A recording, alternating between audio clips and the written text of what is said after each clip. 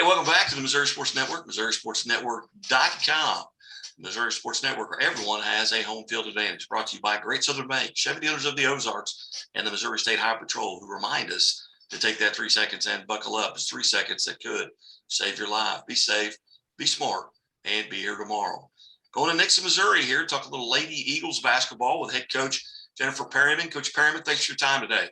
Hey, thanks for having us and taking the time to cover all these sports. We really appreciate it.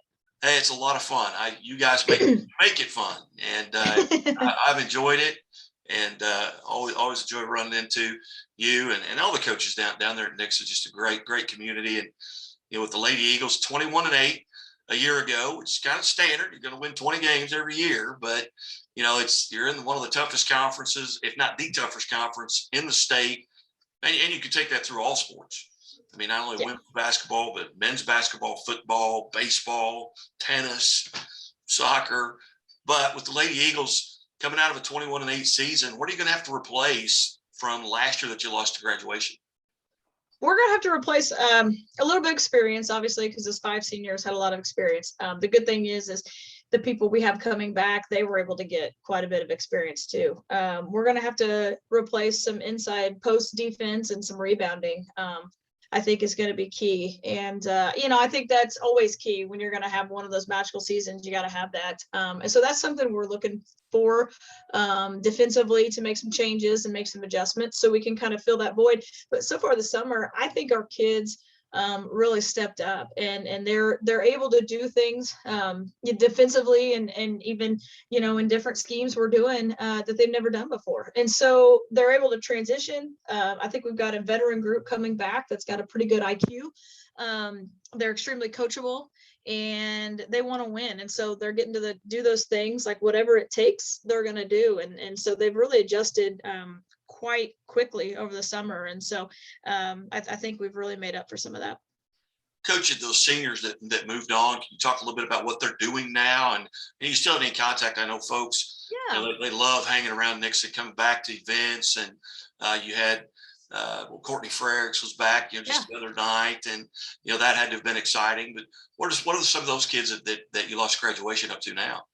One thing I pride myself on is, as I always say, once a Lady Eagle, always a Lady Eagle, and we're family. And so they're different, live in different chapters, but I've talked to several of them already. One of them, Addie Weaver's at William Jewell, and she's actually had an opportunity to walk on there, but she's not going to. She kind of wanted to get in the coaching world. And so we've been going back and forth, and she's coaching a club program. And when she graduates, I told her I got to have first dibs on hiring her because she would be perfect. Katie Camise was one of our starters last year, and she's kind of that defensive, rebounding, tough kid that we're really looking to replace. And she's playing soccer at William Jewell, playing a lot of minutes, really contributing, just a competitive kid. Emma Vincent, she is playing softball at Crowder, so that was kind of her main sport, but she came in and really helped us, had that toughness element that she helped us with defensively, rebounding. So she's having a great start to her season at Crowder. And then Lexi Ingerson and Tori Yantis, they weren't able to play last year because of injuries, but they were there. They were the 2 crazies on the sideline that you always saw hyping us up and cheering for us. And they're just off in college and they're pursuing their majors, and they're just kind of living life. But we check in with them from time to time. Who are the ladies that they're going to have to step in and fill those shoes, whether it be, cheering on the bench, which is a very important aspect, that motivation there. But who right now, this early, so, it may change throughout the season, but right now, are you looking at maybe stepping in and filling some of those shoes? We've got some of our core group back, and we played 9 this summer, and a couple kids who played a little JV last year and now playing varsity. But, it is early, and we've got some very talented freshmen. Some very good kids, and we've got a great freshman class, and we're just kind of trying to see right now that core group that's back, those 9 upperclassmen, who's back, where they're going to fit and how they're going to fit, and kind of be patient on some of the other development. But I think that The good thing is what the standards we've set kind of in our program and how we do things. Those kids that are coming in and stepping in now that weren't necessarily varsity kids, they know what to expect. And I felt like they came in the summer and it didn't skip a beat. I felt like they knew our expectations. I felt like they fit right in, and they're going to join that veteran group. So I'm pretty excited about that.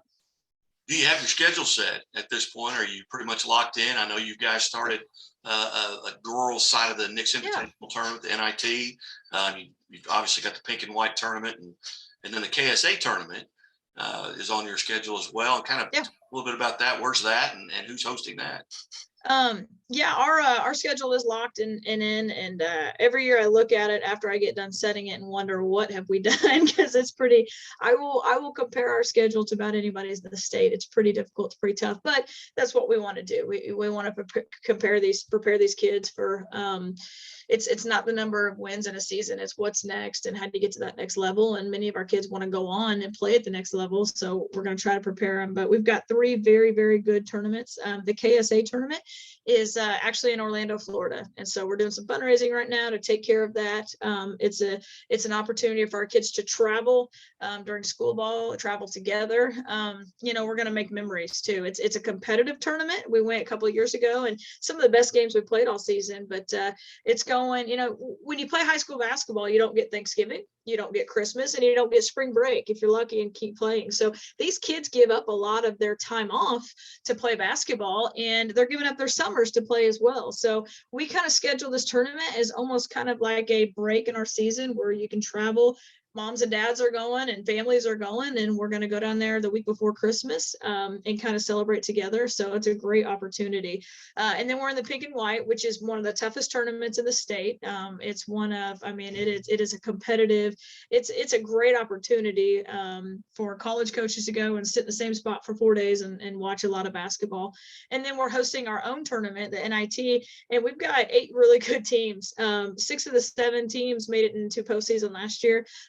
We've got some, runners up, we've got some semifinal. We've got, that field is loaded and I'm proud of it. And it is very, very, it's very competitive. So I think that's going to bring a lot of attention, and then hopefully we can just kind of build it from there. Well, outstanding. As you look back at, at making that schedule up, I'm looking at it too. You got Kickapoo, the non-conference stuff, your Jeff City, just, and then you got your tournaments that are going to be outstanding, and that's tough. That's a very good schedule. Grain Valley, I don't know a lot about. Battle is pretty tough as well, I believe. Grain Valley's got the Grace Slaughter kid who committed to Mizzou, and she just got back from the Junior Olympics, represented the United States well, winning that. And so it's a pretty impressive non-conference schedule, but we're hoping to be one of those programs and one of those teams that when people look at their schedule, they think, wow, you scheduled Nixa, that's going to be tough. We want to be that program, and we want to get that reputation. So to be the best, you got to play the best, you got to beat the best. So we're going to schedule the best. So it's a lot of fun. Our kids love that. They love that competition. Some of our most favorite games last year was, the triple overtime, loss to West Plains, and the overtime loss to Republic, and then the win, and against West Plains later on. And it's just those are the most fun games that get our kids' competitive juices going. And then our conference, of course. Our conference, you've got to bring it every night. It's full of talent. It's full of talented coaches. If you're off in your coaching game or you're off in your playing game, you're going to get beat. And we're proud to be a part of it. It's an honor to be a part of it, but it is tough to be a part of it. I was visiting with Coach Adamson at Willard, one of my favorite guys to talk to, and he kind of put the bullseye on the back of the Lady Eagles and the Republic Tigers. But I talked to him. I said, handicap the conference a little bit. And he said, well, you've got to look at what those 2 programs got coming back, and he's obviously this coach speak because they were 22-5 a year ago, but he lost a lot too. But if you looking at the conference and what folks have got coming back, kind of handicap it from your standpoint. Man, I'll tell you what, it's like. You just draw a name out of a hat and they've got a chance to win it. There's no way I would bet on a clear winner. Because if I would, I'd be wrong every year, just because you've got some of the best coaches in the state, and you've got some schools who are really have that younger talent and they're developing it and they're coming along, and then you have some that have been there and they have the experience. And I tell you what, it's one of those conferences where it is tough to win. We've won 3 district titles in the last few years, and we've no better than maybe tied for conference. And so that's a goal of ours. It's a tough goal, it's a lofty goal, but that's something that we kind of want to go out, and we want to win conference. And we know it's going to be very, very difficult, but we're hoping that our non-conference schedule prepares us for that, to go out there and to be able to compete. But as I sit here and try to go over the top few teams, I end up naming off, almost every team in the conference, because at any given point in time, they've got a shot to win it. Yeah, that's kind of what been the experience that I've had talking with the coaches. They, well, what about Carl Junction? Forgot about Carl Junction. Branson's going to be real good this year. Webb City's been good in the past. So it's and the coaches. You look around the coaches in this conference, yourself included. Number one, they're veteran coaches. I know Neosho, maybe Carthage is. Got some newer guys coming in there. I've got interviews with them coming up, but the coaching pool in the COC in men's and women's basketball is the best in the state.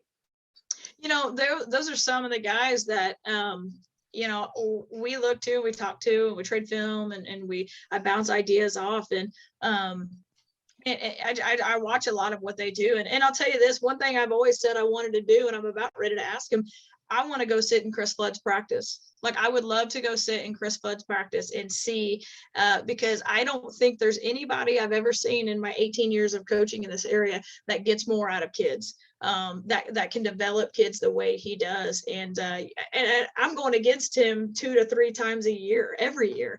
And so the older I get excited, because those guys are a little older than me. And the day that Chris Flood retires, it's going to make my job a little easier. David Brewer got out, that made my job a little easier. I need to kind of get some of these guys to retire and make my job a little bit easier. But we have nothing but respect for them and what they do for the program. And for me, I'm the lone female in the conference. It's an honor, and I feel like I've kind of, the more I do this, kind of become, one of the guys, and it's helped me become a better coach. Yeah. And you mentioned David Brewer stepping out. Will they bring in a 2-time state champion, Doug Hepler? Yeah. So maybe he's close to retiring too. So I think they're a group that's going to be really good. I think they're a group that may is flying under the radar just because they lost Anna Hitt, who was one of the best players in the state. But I think they've got everybody else back. They've got a really good coach. And I think they're going to be one that is really going to do some good things this season. You bet. Well, Coach Perryman, as always, we certainly appreciate you being generous with your time, and look forward to catching up with you and maybe hit that NIT Invitational Hospitality Room. Hey, that's one of the best events of the year. So when we do it right, when we do it down here, we do it right. So you're always welcome down here. You're always welcome in our gym anytime you want. You bet. Coach, thank you so much. All right. Thank you. Have a great day. You too. You're listening to the Missouri Sports Network at MissouriSportsNetwork.com.